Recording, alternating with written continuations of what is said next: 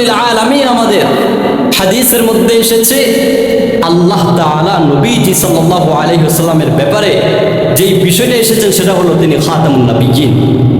রাসূলুল্লাহ সাল্লাল্লাহু আলাইহি ওয়াসাল্লাম নিজে ঘোষণা দিয়েছেন আনা খাতামুন নবিয়্যিন, আমি শেষ নবী, আমার পরে আর কোনো নবী আসবে না।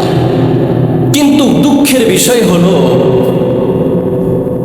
অনুতাপের বিষয় হলো, নবীজি সাল্লাল্লাহু আলাইহি ওয়াসাল্লামের পরবর্তী জীবন থেকে নিয়ে সেই মুসাইলামাতুল কাজ্জাব থেকে শুরু করে আমাদের পর্যন্ত সর্বশেষ মির্জা গোলাম আহমদ কাদিয়ানী সে নিজেকে মিথ্যা নবীদার দাবি করেছে। নাউজুবিল্লাহ। যেই নবী সারা জাহানের কুল কায়নাতের জন্য রহমত স্বরূপ, যেই নবী পৃথিবীর জন্য রহমত স্বরূপ, যেই নবী গাছের জন্য রহমত স্বরূপ, যেই নবী নদ নদীর জন্য, পাহাড় পর্বতের জন্য, পশু পাখির জন্য রহমত স্বরূপ, সেই নবীর নবুয়তকে নিয়ে টানাটানি শুরু করে দিয়েছে। সেই সম্প্রদায় আমাদের মাঝে আছে কিনা? আছে আমাদের মাঝে।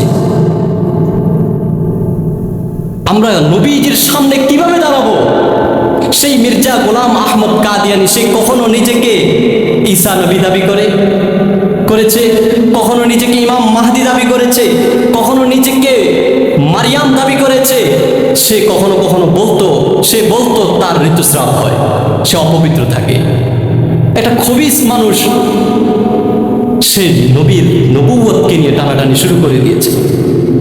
দুঃখ লাগে সেখানে আজকে তারা যেইভাবে আমাদের বাংলাদেশে চলাফেরা করছে কাদিয়ানী সম্প্রদায়, আমাদের শাসকবর্গ তাদের ব্যাপারে পরিপূর্ণ জানার পরেও তাদেরকে কাফের ঘোষণা দিতে চায় না। অথচ তারা শাসক হয়েছে আমার নবীর রহমতের কারণে, তারা শাসক হয়েছে, তারা যা কিছু করেছে সবকিছু আমার নবীর রহমতের কারণে করেছে।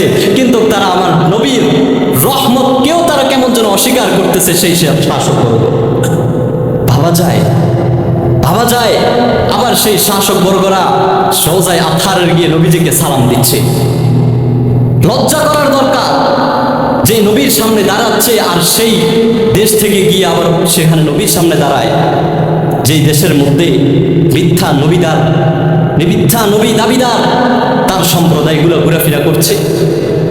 এই জন্য উলামায়ে কেরাম বারবার সতর্ক করেছেন এই সমস্ত কাদিয়ানী সম্প্রদায়রা স্পষ্ট কাফের। কাদিয়ানীরা কাফের। যারা কাদিয়ানীদেরকে কাফের মনে করবে না তারাও কাফের। আমার কাছে সুযোগ ছিল, আমি আমার এই সুযোগটাকে কাজে লাগাতে পারতাম। কিয়ামতের দিন আমাকে জবাব দিতে হবে। তুমি শাসক ছিলে, তুমি আমার হাবিবকে নিয়ে যারা কটূক্তি করেছে তাদের ব্যাপারে তুমি কোনো অ্যাকশন নাও নাই, তোমার সিদ্ধান্ত নিতে দেরি হয়েছে। আজকে তুমি বুঝো তোমার কি জবাব আছে। তুমি শাসক কেন হয়েছো? তুমি যার মাধ্যমে শাসক হয়েছো, তুমি পৃথিবীতে যার মাধ্যমে এসেছো, তিনি তো হযরত নবী সাল্লাল্লাহু আলাইহি ওয়াসাল্লামের রহমতের কারণে এসেছো।